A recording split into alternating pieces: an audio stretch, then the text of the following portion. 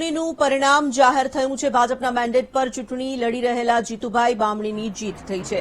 જીતુભાઈ બામણીને 38 મત મળ્યા, બિપિન ચૌધરીને 18 મત પ્રાપ્ત થયા। બારડોલી બેઠકની પેટાચૂંટણીમાં 57 સભાસદોએ મતદાન કર્યું હતું। સુમુલ ડેરીની બારડોલી બેઠકની પેટાચૂંટણી યોજાઈ હતી।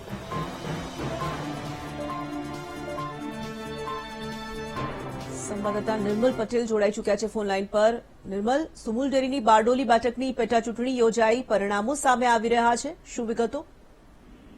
ચોક્કસથી કે સુરત જિલ્લાની સૌથી મોટી સહકારી મંડળી સુમુલ ડેરી છે અને તેની બારડોલીની બેઠક ખાલી પડી હતી, જેની પેટાચૂંટણી ગત રોજ યોજાઈ હતી। ગત રોજ 57 જેટલા સભાસદોએ મતદાન કર્યું હતું અને આજ રોજ એસડીએમ ઈજ્ઞા પરમારની અધ્યક્ષતામાં મતગણતરી શરૂ થઈ હતી, જેમાં ભાજપ તરફના મેન્ડેટ તરફથી જીતુભાઈ બામણી ને 38 મળતા તેમને વિજેતા જાહેર કરવામાં આવ્યા। ત્યારે સામે પક્ષે પણ ભાજપના જ ઉમેદવાર ભાજપ પાર્ટી સાથે જોડાયેલા બિપિન ચૌધરીએ પોતાની ઉમેદવારી કરી હતી અને તેને 18 મત મળ્યા હતા।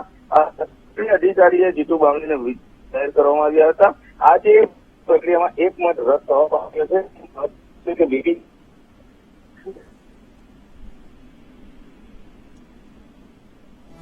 ધન્યવાદ નિર્મલ।